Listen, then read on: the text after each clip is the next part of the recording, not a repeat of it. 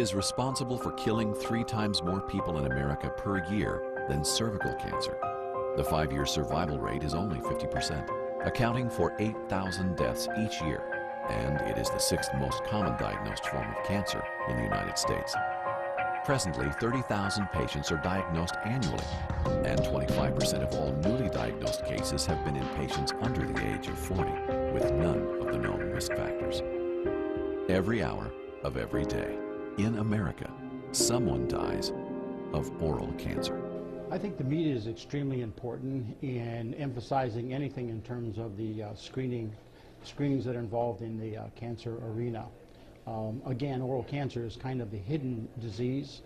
President Nixon back in the 70s had a war on cancer, and we're winning the war on cancer. Every cancer survival rate has increased, with the exception of oral cancer. Oral cancer is one of the few cancers for which the survival rate has not improved in the last 50 years.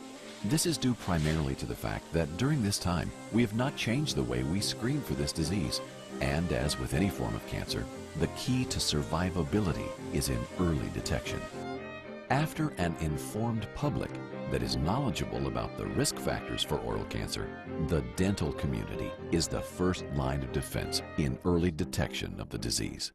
I think dentists are the first line of defense against oral cancer. I think it's important the dentist sees the patient twice, sometimes 4 times a year, many more times than they see their physician, their gynecologist, their ENT.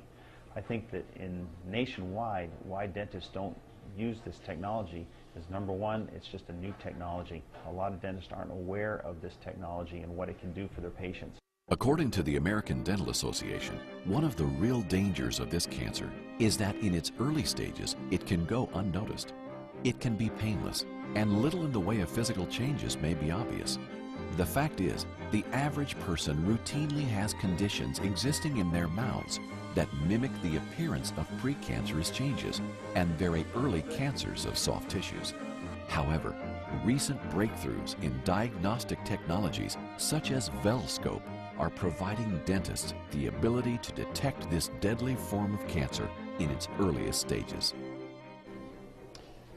The way the VELscope works, it's a blue light that is shined into a patient's mouth that then reflects off the patient's tissue. When that reflection comes back into the eyepiece, there are a number of filters which filter out different wavelengths. The dentist is then looking at tissue and discerning what is normal tissue and what is abnormal tissue. Normal tissue is tissue that gives off a fluorescence. It naturally metabolizes. Abnormal tissue does not give off a fluorescence.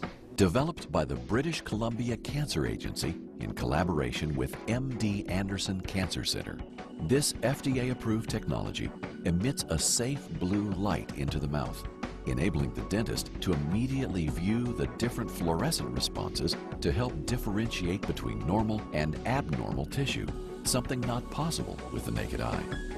Fortunately, with early detection, the survival rate for oral cancer is very high.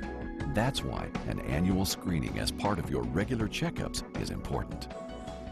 6 months ago, I came into Dr. Green's office for a routine cleaning, and he detected a spot on my cheek, on the inside of my cheek, and used the VELscope on me. The VELscope is a painless instrument. It's like a flashlight.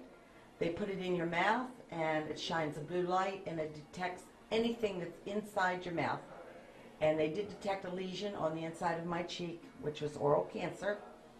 And thanks to VELscope, I was able to have my biopsy done right in this office. It was painless, and the VELscope is painless. It's just like a flashlight. I do believe that every dentist's office should be equipped with this. The technology is unbelievable. It's just unbelievable. It saved my life.